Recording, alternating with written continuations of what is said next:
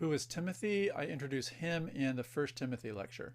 Whereas 1 Timothy is distinctly formal, 2 Timothy moves more in the direction of a personal correspondence, peer-ish, the way maybe senior faculty would address junior faculty, or a vice president might address a director. Yet this is still too businesslike for a pure personal letter. Compared with 1 Timothy and Titus, the focus here is much more relational, the way Paul's letter to the Philippians is. It's much more full of personal details, much more full of references to common people around Paul's ministry and Timothy's. And this is one reason why, even if people regard 1 Timothy and Titus as not written by Paul, 2 Timothy has a much stronger argument for Paul's authorship. Despite the more personal tone, this is a professional letter. I could imagine addressing my children this way, in fact, at a more formal and momentous occasion like a graduation or a wedding, speaking to them truly, yet in view of many witnesses, and for the purpose of being overheard by those witnesses. In fact, graduations and weddings are great occasions for paranesis, telling people, loved ones, what they already know. Timothy is Paul's child, so to speak, but he's also his protege, his charge, his deputy. This is serious correspondence. It's meant to be read in public. This actually reminds me of an installation ceremony at my school some time ago, when an endowed chair was installed at a convocation with 1,000 people there. The speaker addressing this occupant of this endowed chair spoke one-to-one, but in view of everyone. In fact, he wasn't even facing the person he was talking to. He was facing the crowd. Those are the assumptions in the back of my mind when I'm reading 2 Timothy, which is written, Paul says, to remind Timothy to fan into flame the gift of God which is in you through the laying on of my hands. The metaphor I have to offer you for 2 Timothy is a bellows, a contraption that blows air into a fire, intensifying its heat and its light. That is Paul's objective in writing this and having it delivered and read to Timothy. And the reason for Timothy to be hearing this and Paul to be delivering it is given in verse 7. For God gave us a spirit not of fear, but of power and love and self-control. Leadership is intimidating. We all suffer from imposter syndrome. And so 2 Timothy is for girding up or fanning Timothy's enthusiasm into flame. But Timothy is no imposter. He's the real thing. He received the gift of his ministry by the laying on of the hands of the Apostle Paul himself. So he need not be afraid or intimidated any more than you or I who has received the Holy Spirit and his commission. We received the same spirit of power and love and self-control. That leads me to the first feature I'd like to underline for you, which is the fact that the authority of leaders is a spiritual gift given by the Holy Spirit, yet also formally bestowed by the laying on of hands. Catholics do it this way, Pentecostals do it this way, and everyone in between. We understand that formal and spiritual authority are not mutually exclusive. Ideally, they come together. One might come before the other, but they belong together.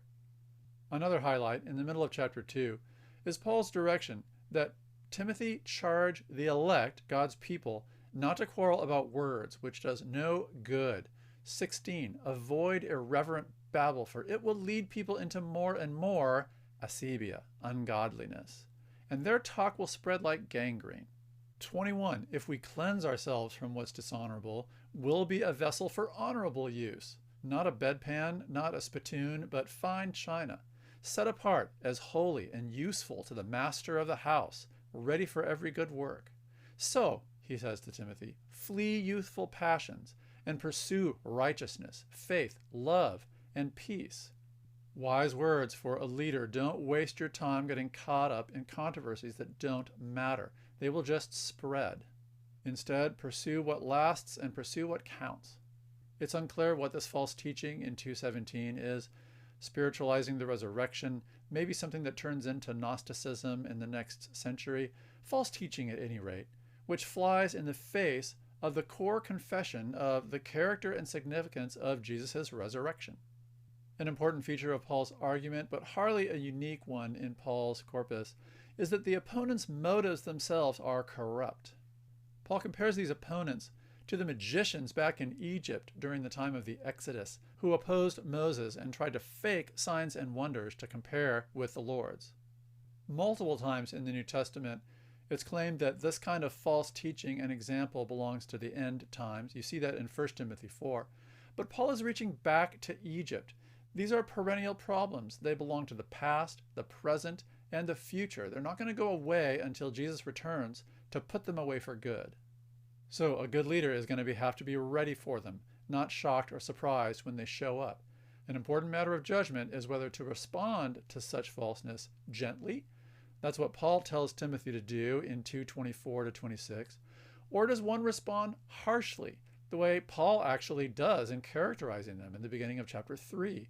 Paul does both at different times in his ministry. Maybe the combination of Timothy and Paul is something like good cop, bad cop. Paul's harshness gives Timothy the elbow room to be gentler, and maybe that leads to a more redeeming resolution of a crisis.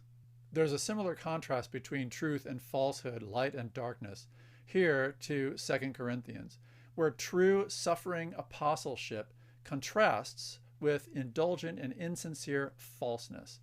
Orthodoxy, right belief, goes with orthopraxy, right practice. And so do the opposites, heterodoxy and corruption. Now, of course, there are crossovers of both types. Just this year, Ravi Zacharias has been a tragic example of someone who's orthodox, an apologist, who lived a double life, and his legacy and reputation are now in tatters. How many sexual predators and racists hide behind the veneer of orthodoxy and orthopraxy? This is a perennial problem in the church. So yes, there are exceptions. But Paul's point is that there's also a rule. There's a reason why people try so hard to look good when they're being bad. Because we expect the two to go together, and ordinarily they do. And sooner or later they all do. Even what's in secret one day will be exposed eventually. One last highlight, just because it looks so much like Philippians. Paul offers ethical models here the way he does there, and also anticipates the end of his life in chapter 4, the way that he did in Philippians 1. Timothy has Paul's shoes to fill. He is going to succeed him as a young man, as all leaders have shoes to fill. And in the church, those shoes are Christ's, and we fill them in our life and in our death in whatever we do. Or we don't, which is why Paul has written this letter, why the bellows need to be pumped. This is a sobering letter. Life in the kingdom is a marathon, not a sprint. It involves a lot of setbacks and disappointments, and Paul chronicles them in the rather heartbreaking last few sentences of the letter, where he describes being left alone. And yet, in the midst of all that, there is fruitfulness. God is at work. There is and always remains a faithful core, a remnant, even in a church of a lot of disappointments. Timothy is in that core. Being there and staying in that remnant involves effort. Perseverance is a classic theme in Paul and in the whole New Testament. Leaders are going to need it if their leadership is going to be effective at all. Paul is there for Timothy to lend his perseverance and his character to what Timothy will need. He's here for us. In fact, both of them are here for us. 2 Timothy 2:2 describes a chain of leadership transmission that continues to this day as this letter is being read. What you have heard from me in the presence of many witnesses, entrust to faithful people who will be able to teach others also. We aren't the original witnesses of the public reading of this letter or any other uses Timothy put it to. However, it was circulated, it ended up in the New Testament, and through it, Timothy and Paul are still entrusting this legacy to faithful witnesses who can pass it on to others. And you know what? 2,000 years later, we are among those others. The chain has reached us, and through us, the chain will move on.